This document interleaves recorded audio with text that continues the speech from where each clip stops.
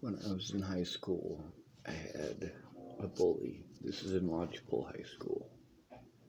I walked there to school every single day, and I jogged back from school every single day. And I had this bully named Dylan Bauer. He just wouldn't leave me alone, like pushing me into lockers and talking trash, and I always told him I'd get a hold of him after school. It never got to happen, though. Now, when little Jason Jeffson decided that he was going to try to kill his wife, Ashley Olsen, she started dating Dylan Bauer. And as much as many of you want to hear about how this guy got his for being a bully to me, that's not what happened.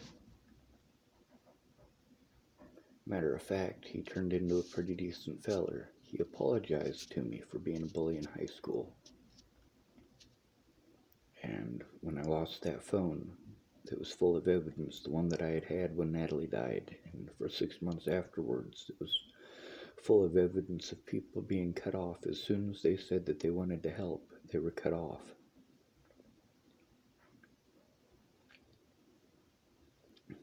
Well, Dylan Bauer was the only person to actually try to help me find that phone. The only person out of everybody that I knew.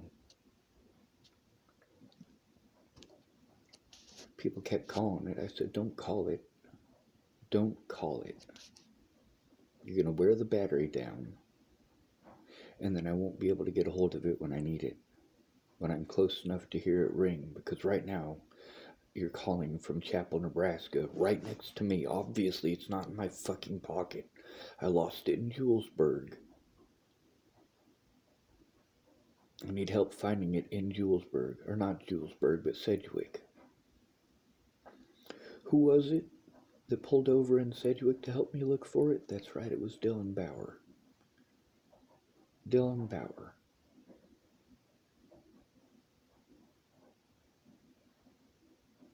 Thank you, Dylan Bauer. Although we didn't find that phone, you were the only person to help me look for it, and I thank you for that. Chris Stegeman used to date Jamie Curtis, and they both encouraged me to ask out Caroline Coffey, who I had a pretty big crush on. She was super nice to me. And every time she saw me, no matter how long it'd been since we'd seen each other, she would run up and give me a hug and try to squeeze the life out of me. It was a wonderful feeling. Well, one day, meanwhile, during this time, of course, Jamie and Chris are dating, and Chris calls me up and tells me that he's got a surprise for me. I don't know what it is. I'm thinking it's like some marijuana or maybe a bomb-ass chocolate cake or something. No, he shows up with Caroline. And for about 5 minutes, because Caroline had said yes to going on a date with me. By the way, she was the first woman ever in my entire life to say yes. So it was a pretty big thing for me. And I had gone without eating hardly at all for about 3 weeks to save up the money to go out on a date with her. And when he showed up with her, I made a fool out of myself for about 5 minutes about how excited I was that we were going to go on a date, and that wasn't the surprise. The surprise was that Chris and Caroline were dating. And that hurt me a lot for a lot of years. It hurt Jamie a lot for a lot of years. Now, Chris Stegeman, when I got to town this time, he came up to me and he apologized for all the wrong things he had ever done to me. And I apologized for the wrong things that I had done to him. He said, Sean, you never did me any wrong.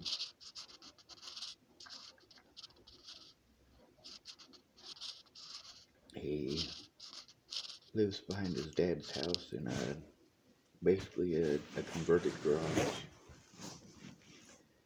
And he was telling me the only reason he has what he has is because of his family, and he doesn't have much. He told me that he's sorry for the wrong things he did, and he said he understands that even with what little he has, he is spoiled compared to me.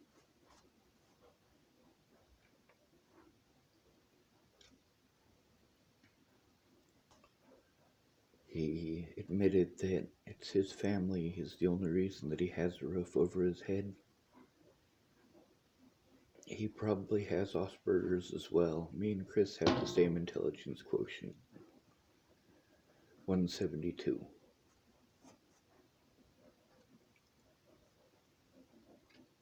For me to hear those things out of Chris, who didn't just admit those things, he admitted that he might be a sociopath.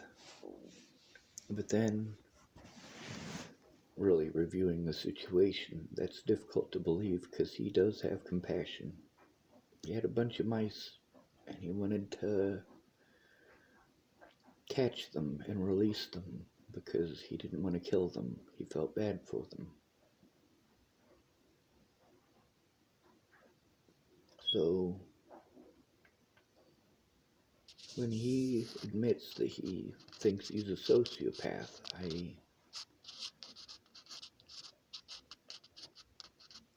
I kind of agree with him, but I kind of don't. I remember when we lived in the house in Lodgepole, we rented it from Dennis and Brenda Dickinson. We put up some glue traps and caught some mice with them, and we could hear those mice squeak, and both of us felt terrible. We took one of the mice outside that had its fur torn off. You could see the muscles, and it was still squeaking, it was still alive, and we both felt terrible. So we decided we were going to torch it. I figured that would kill it quicker. We didn't want to stomp on it and get that sticky stuff on our shoes, you know. So we pulled out a lighter and a Raid can, and we lit the mouse on fire. It still didn't kill it, so I ended up stomping on it. It was just squeaking so loud I couldn't handle it. I just wanted its pain to stop.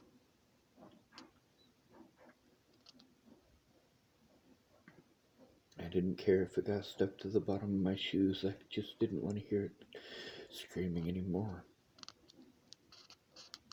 And I think that stuck with Chris as well.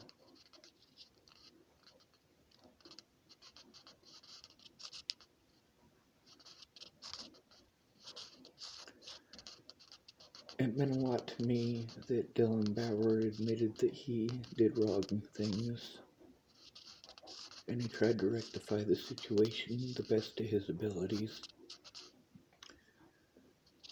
It meant a lot to me that Chris admitted that he had done wrong things, and he did his best within his abilities to rectify the situation.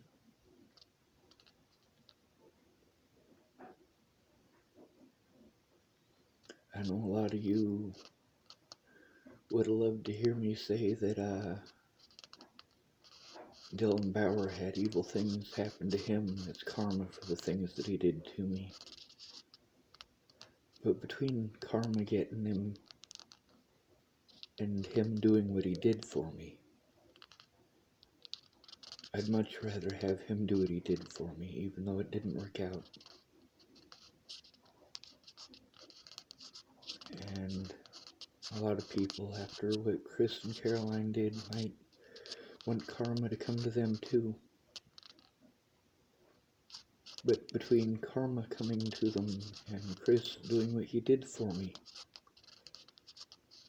what Chris did for me was a lot more important, and I would much rather have that than karma come bite him in the ass.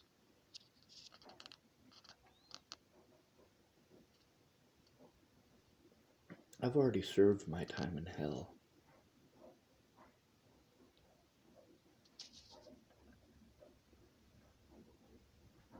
I'm glad that Dylan became a good man. And I'm glad that he can be a real father where little Jason Jeffson is incapable. He's too selfish.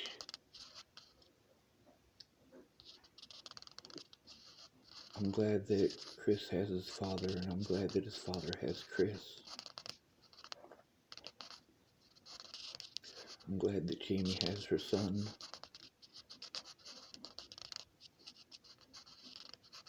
I wish Bobby had someone. I wish Bobby had a friend like me. I wish Dylan had a friend like me. I wish Chris had a friend like me, and Chris really does. If he asks for my help, he's gonna get it. As long as he's not asking me to hurt people. And he won't ask me to hurt people. Natalie needed a friend like me, but her family wouldn't allow it. She was a grown adult. She could make her own decisions. But she was too weak-minded, and she wanted to make her family happy, and her family are druggies. You can't make those people happy. Alicia needs a friend like me, too.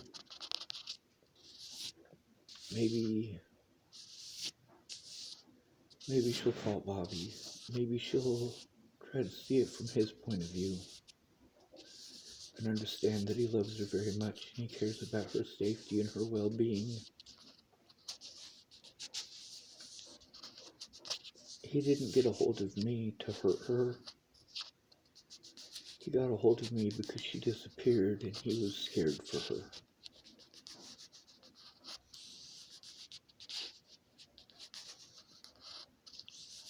That was last August, I believe.